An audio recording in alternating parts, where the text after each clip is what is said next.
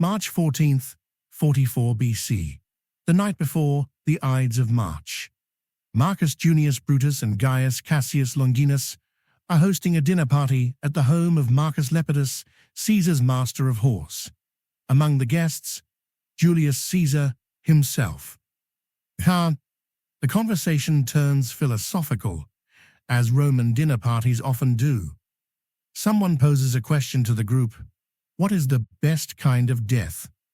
Caesar, reclining on his couch with a cup of wine, answers without hesitation, a sudden one. Within 24 hours, he'll get his wish. The next day, March 15th, Caesar walks into the Senate chamber. 23 senators surround him with daggers. He dies at the base of Pompey's statue, bleeding from 23 wounds. But the conspiracy didn't begin that night. It had been forming for months. What makes this dinner remarkable isn't that the plot was hatched there. It's that Caesar attended a dinner party hosted by the very men planning to kill him the next day and either didn't notice or didn't care. This is the story of the last dinner before the assassination that destroyed the Roman Republic, what was said, who was there, what it reveals about Caesar's fatal blindness to danger, and why the men who saved Rome by killing a dictator ended up destroying it instead. By March 44 BC, the Roman Republic is dead in all but name. Julius Caesar has been dictator for 2 years. He controls the army, the Senate, the treasury, and the calendar. He's just been named Dictator Perpetuo, dictator for life.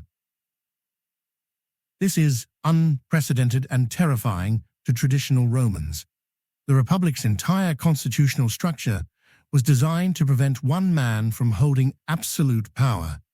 Dictators existed in Roman law, but they were emergency appointments for 6 months maximum. Caesar has made himself permanent dictator. He is, functionally, a king, though he carefully avoids the title. Caesar's rise has been spectacular and bloody. Over the last 15 years, he's conquered Gaul, invaded Britain, crossed the Rubicon, fought a civil war, defeated Pompey, crushed opposition in Spain and North Africa, and eliminated every rival who dared challenge him. He's also brilliant, charismatic, and genuinely popular with ordinary Romans. He's doubled soldier pay, distributed land to veterans, given grain to the poor, staged spectacular public games, and reformed the calendar. The plebeians love him, the army worships him, but the Senate hates him. Not all senators, many support Caesar, either because they believe in him or because opposing him is suicidal. But a core group of conservatives sees Caesar as a tyrant who's destroyed everything the Republic stood for. Among them, Marcus Brutus and Gaius Cassius. Brutus and Cassius represent different types of opposition. Brutus is an idealist, a philosopher, a man who genuinely believes in republican virtue. He's also Caesar's friend, possibly even his illegitimate son, though this is disputed. Caesar has shown Brutus enormous favor, forgiving him after Brutus fought for Pompey, promoting him to high office, and treating him almost like family. Cassius is different. He's a practical politician and soldier, resentful of Caesar's power, jealous of those Caesar favors over him, and calculating about how to remove the dictator. Where Brutus is motivated by principle, Cassius is motivated by a mix of principle and personal grievance. By early 44 BC, a conspiracy has formed. Cassius is the driving force, but he needs Brutus for legitimacy. Brutus is descended from Lucius Junius Brutus, who expelled the last Roman king 450 years earlier. Having a Brutus lead the conspiracy against Caesar gives it historical poetry, tyrannicide as family tradition. The conspirators number around 60 senators, though only about 23 will actually strike Caesar. They call themselves the Liberatores, the Liberators. They're planning to free Rome from tyranny by killing Caesar in the most public, symbolic way possible, in the Senate chamber, the heart of Republican government. The date is set. March 15th, the Ides of March. Caesar is scheduled to attend a Senate meeting that day. The conspirators will surround him under pretense of presenting a petition, then strike simultaneously. Quick, public, and unmistakably political. But they have one problem: timing. Caesar is planning to leave Rome in 3 days for a military campaign against the Parthian Empire. If they wait, he'll be gone for months, possibly years, surrounded by loyal legions. If they miss this window, the opportunity might never come again. Which brings us to March 14th, and the dinner party. The dinner takes place at the home of Marcus Aemilius Lepidus, Caesar's master of horse, essentially his second in command. Lepidus is not part of the conspiracy. He's loyal to Caesar and will later become part of the second triumvirate with Mark Antony and Octavian. The guest list is remarkable for its tensions. Present are Julius Caesar, dictator for life, about to be assassinated; Marcus Brutus, conspiracy leader, Caesar's friend and possible son; Gaius Cassius, Longinus, conspiracy co-leader, Caesar's brother-in-law; Decimus Brutus, Albinus conspirator, one of Caesar's favorite commanders; Marcus Lepidus, host, Caesar's loyal deputy, who knows nothing of the plot; various other senators, some conspirators, some loyalists, all pretending everything is normal. The atmosphere must be extraordinary. The conspirators know what's happening tomorrow.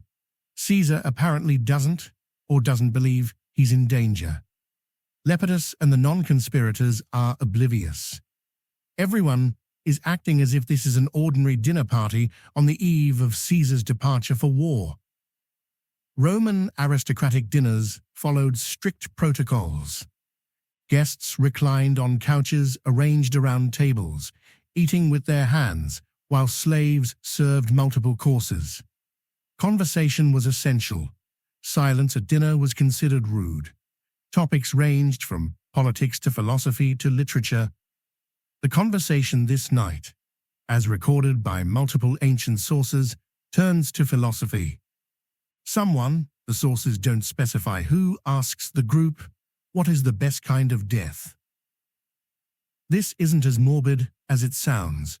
Roman aristocrats discussed death constantly. Stoic philosophy, hugely influential among the elite, taught that how you died was more important than how you lived. A good death, quick, brave, dignified, was the ultimate achievement.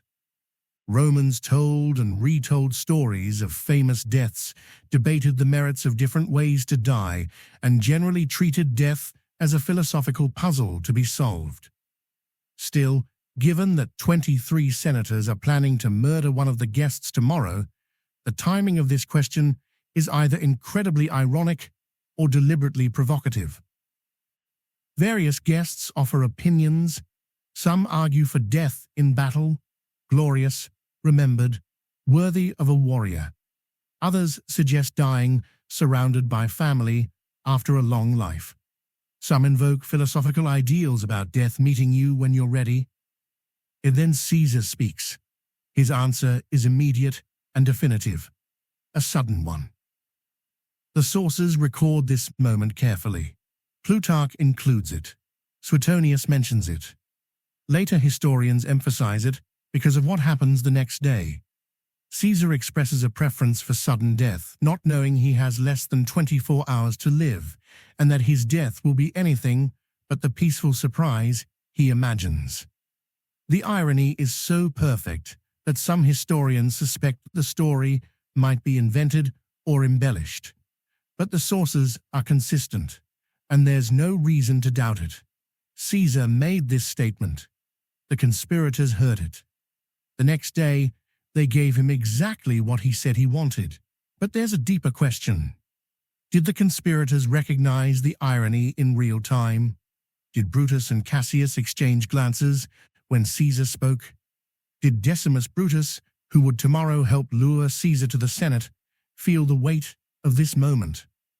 Or were they so committed to their plan that Caesar's words washed over them as just more dinner conversation? Say, and what about Caesar? He's sitting at a dinner hosted by his deputy, surrounded by men he's favored with offices and honors, including several who will stab him tomorrow. Does he suspect anything? The question of what Caesar knew, and when he knew it, has fascinated historians for 2,000 years. The ancient sources suggest Caesar received multiple warnings about the conspiracy and ignored them all. The famous soothsayer tells him to beware the Ides of March. Caesar laughs it off. His wife Calpurnia has nightmares the night before his death, dreaming that Caesar is murdered. She begs him not to go to the Senate. He initially agrees, then is talked out of it by Decimus Brutus, one of the conspirators. A teacher named Artemidorus writes Caesar a note listing the conspirators by name and tries to hand it to him on his way to the Senate. Caesar takes the note but doesn't read it before entering the chamber. After his death, the note is found in his hand, unread. So either Caesar is spectacularly oblivious or he knows something is wrong but chooses not to act. Why? Several theories. Theory 1. Arrogance. Caesar believes he's untouchable. He's survived assassination attempts before. He's outwitted every enemy for 15 years. He's Julius Caesar. Who would dare harm him? This explains why he dismissed his Spanish bodyguard shortly before the Ides of March. He didn't think he needed protection anymore. Theory 2. Fatalism. Caesar believes in fate and his own destiny. If the gods want him dead, bodyguards won't save him. If they don't, he doesn't need protection. There's a stoic acceptance in his attitude, particularly his comment about preferring sudden death. Theory 3. Exhaustion. Caesar is 55 years old and has been campaigning, fighting, and politicking non-stop for decades. He's planned one more great campaign against Parthia, a chance to surpass Alexander the Great by conquering the East. Maybe he's tired. Maybe on some level he wants it to end. His comment about sudden death might be more revealing than he intended. Theory 4. Trust. Caesar can't believe Brutus would betray him. Brutus is like a son. Caesar forgave him for fighting with Pompey. He's promoted him, protected him, and favored him above others. The idea that Brutus would lead a conspiracy against him is unthinkable. And if Brutus isn't part of it, Caesar probably reasons there's no serious conspiracy at all. Theory 5. Political calculation. Perhaps Caesar knows about the conspiracy, but believes he can't act without proof. Arresting 60 senators on suspicion would trigger exactly the political crisis he's trying to avoid. Better to pretend ignorance, act normally, and hope his popularity and the fear of his veterans will deter anyone from actually following through. At the dinner on March 14th, all these factors are in play. Caesar is surrounded by men who've spent months planning his death. Some of them, Brutus and Decimus especially, are men he trusts implicitly. He's sitting at a dinner where the topic of death comes up, and he expresses his preference for dying suddenly, and apparently no alarm bells ring. There's something almost willful about Caesar's blindness. He must have heard rumors. Rome was full of gossip, and 60 people can't keep a perfect secret. But Caesar chooses not to believe them, or not to act on them, or not to care. After dinner, Caesar returns home. According to Plutarch, Calpurnia has nightmares that night. According to Suetonius, omens appear, birds fighting in the forum, unusual animal behavior, strange weather. Rome is full of signs that something terrible is about to happen. Caesar sleeps, presumably peacefully, having expressed his preference for sudden death, to a room full of men who are about to grant his wish. Morning of March 15th. Calpurnia tells Caesar about her nightmares and begs him not to go to the Senate. For once, Caesar listens. He sends word that he won't attend due to his wife's concerns. Then Decimus Brutus arrives. Decimus is one of Caesar's most trusted commanders, a veteran of the Gallic Wars, a man Caesar has named in his will as a secondary heir. Decimus is also one of the key conspirators. Decimus talks Caesar into going to the Senate. The exact arguments aren't recorded, but they probably include, "The Senate is waiting for you. It's disrespectful not to attend. People will say you're ruled by your wife's superstitions. You're leaving for Parthia in 3 days. You need to address the Senate first. What kind of dictator fears omens and dreams?" Whatever Decimus says, it works. Caesar decides to go. This is remarkable. One of the conspirators personally talks the target into walking into the trap. If Caesar had any doubts about the conspiracy, Decimus's presence and persuasion should have confirmed them.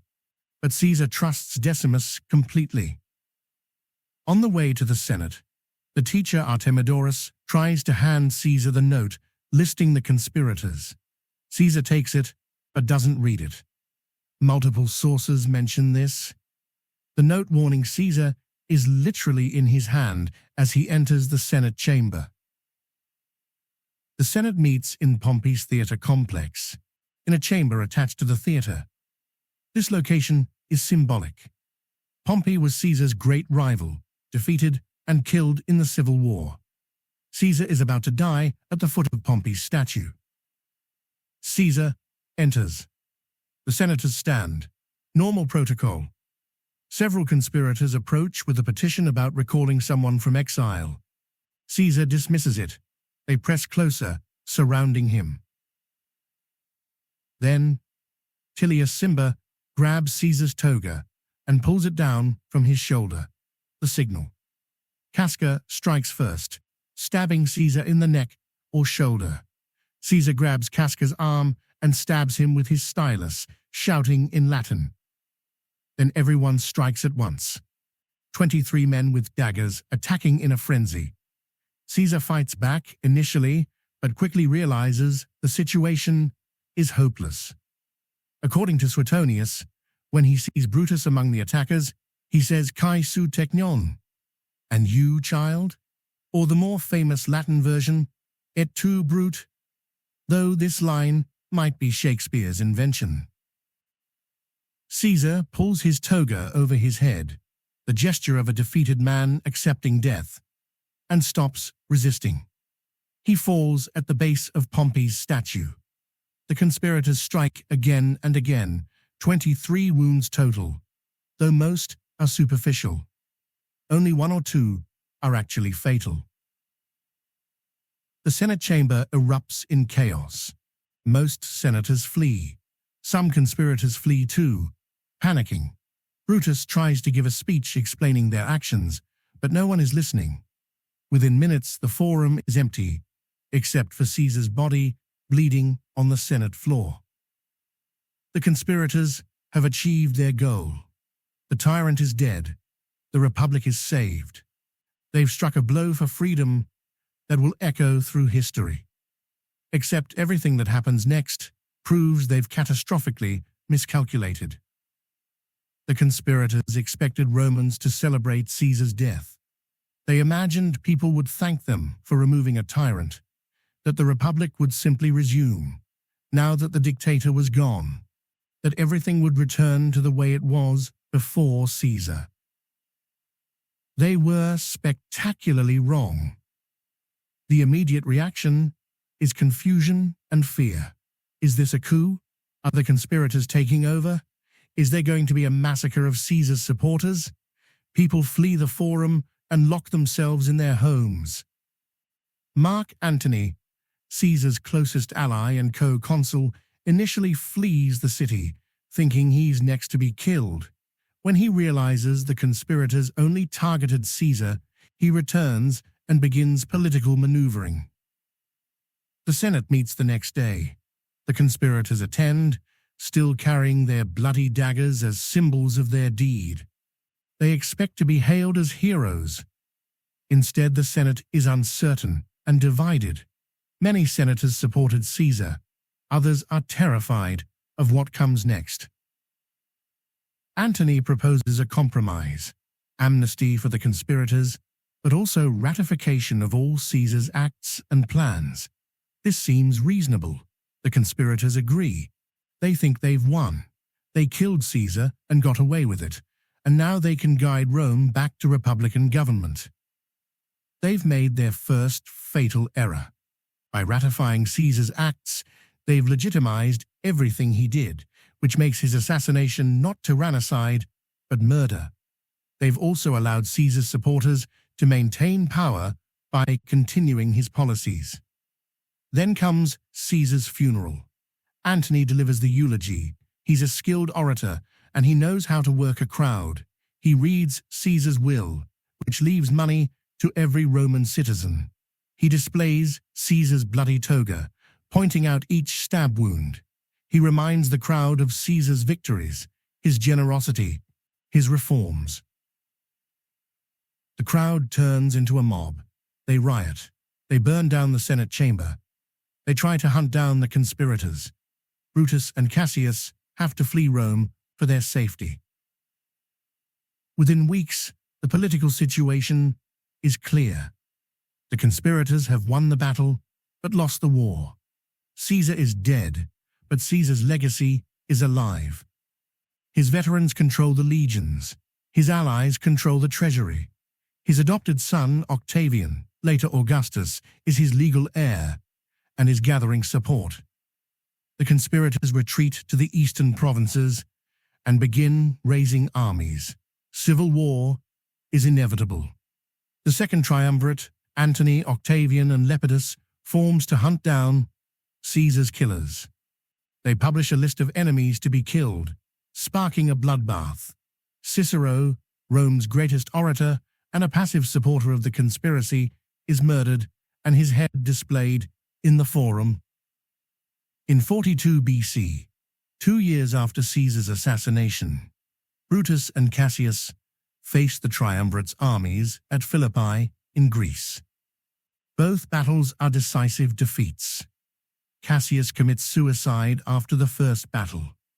Brutus commits suicide after the second, reportedly saying, "I have lived long enough." Nearly all the conspirators are dead within 3 years of killing Caesar. Some die in battle, some are murdered, some commit suicide. The tyrannicide they thought would save the Republic instead triggered a civil war that destroyed it permanently. In 27 BC, Octavian becomes Augustus, Rome's first emperor. The Republic is officially dead. The conspirators killed Caesar to prevent him from becoming king. The result? Caesar's heir became emperor of a system far more autocratic than anything Caesar had established. The dinner party on March 14th, where Caesar spoke of preferring sudden death, was the last moment when the Republic might have been saved, not by assassination, but by Caesar choosing to step down, or the conspirators choosing not to strike. Neither happened. 24 hours later, knives flashed in the Senate chamber, and the Roman Republic began its final death spiral. The story of Caesar's last dinner and subsequent assassination is a masterpiece of tragic irony. Nearly everything the conspirators believed turned out to be wrong, and nearly everything they tried to prevent, they caused. They believed killing Caesar would restore the Republic. Reality: Caesar's assassination triggered a civil war that destroyed the Republic permanently. They believed Romans would celebrate Caesar's death. Reality: Caesar was popular. His death made him a martyr. His veterans and supporters sought revenge. They believed With Caesar gone, they could guide Rome back to senatorial government. Reality? Caesar's political machine outlasted him. His allies and heir continued his policies and eventually established an empire. They believed acting publicly in the Senate would legitimize their act as tyrannicide, not murder. Reality: acting publicly made their crime more shocking and offensive. Romans saw it as sacred violence in a sacred space. They believed killing one man would end the problem of one-man rule. Reality: Caesar's system was more durable than Caesar. Removing him created a power vacuum that led to more dictatorship, not less. The conspirators were highly intelligent men. Brutus was a philosopher. Cassius was a skilled politician. They weren't stupid or impulsive, yet they miscalculated fundamentally about what would happen after Caesar's death. Their failure was partly timing. If they'd killed Caesar 10 years earlier, before he'd reformed Roman politics and made himself essential, the assassination might have worked. By 44 BC, Caesar's changes were too embedded. His veterans controlled the army. His allies controlled key positions. His policies were popular. Killing Caesar didn't undo any of this. Their failure was also philosophical. They believed in an idealized republic that no longer existed, if it ever had. The Rome of 44 BC wasn't the Rome of 200 BC. The republic was already dead from corruption, civil war, and systemic problems. Caesar didn't destroy the republic. He filled the power vacuum its collapse created. Killing him didn't revive what was already gone. Most tragically, the conspirators' actions created the very thing they feared. By killing Caesar, they ensured that someone else, someone potentially worse, would take his place. Augustus, who emerged from the chaos they created, established a permanent autocracy that lasted 1,500 years. The conspirators who killed one dictator to prevent tyranny enabled the rise of emperors. At the dinner on March 14th, Caesar said he preferred sudden death. He got it, 23 stab wounds in rapid succession. But the conspirators, in granting Caesar his wish, doomed themselves and everything they claimed to care about. Brutus and Cassius both died by suicide within 3 years. The republic they tried to save died with them, and the Roman world entered a period of dictatorship far more complete than anything Caesar had established. The dinner where Caesar spoke casually about death is remembered because of what happened the next day. But it matters more for what it reveals: Caesar's fatal blindness to danger, the conspirators' commitment to a doomed plan, and the tragic irony that an assassination meant to save the Republic instead destroyed it forever.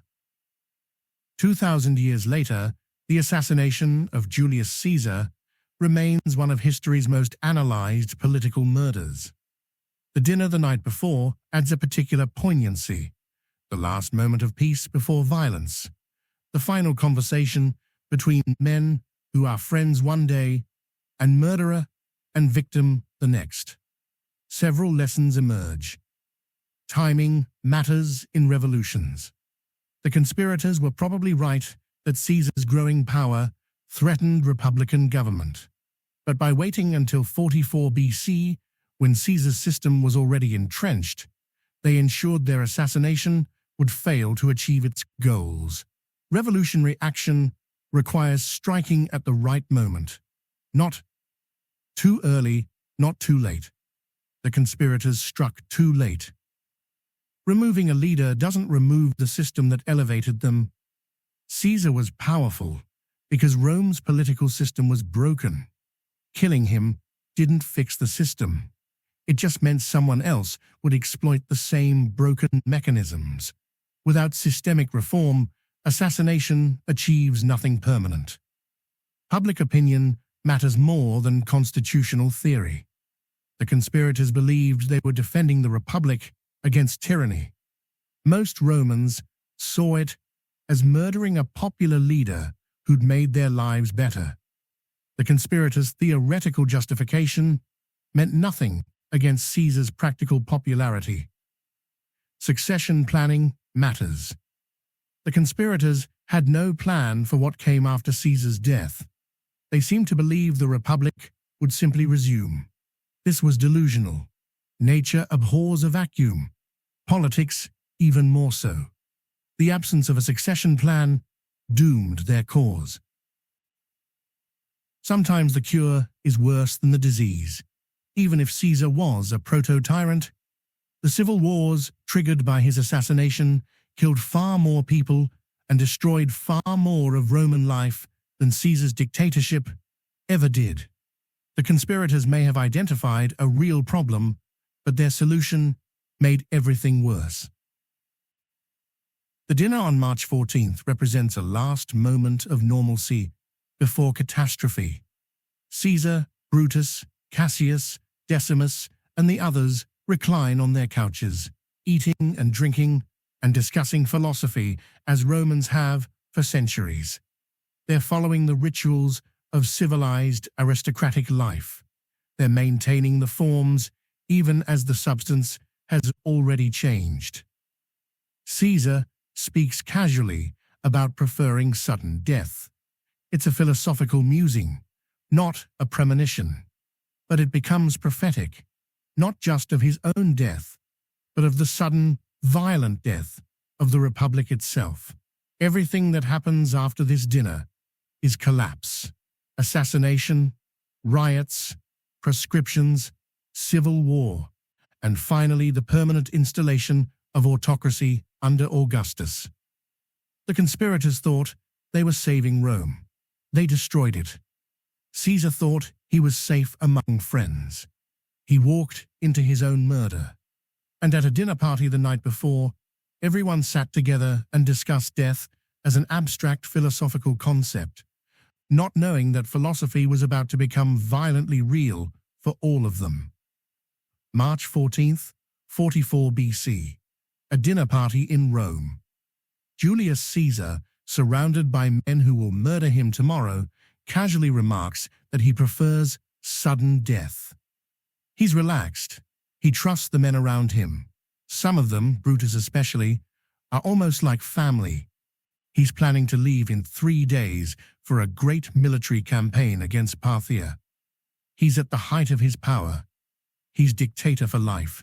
He's Julius Caesar, conqueror of Gaul, the most powerful man in the Mediterranean world.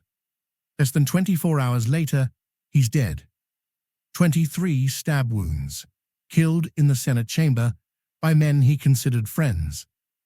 His blood pooling at the base of Pompey's statue while Rome erupts into chaos. The conspirators thought they were saving the Republic by removing a tyrant.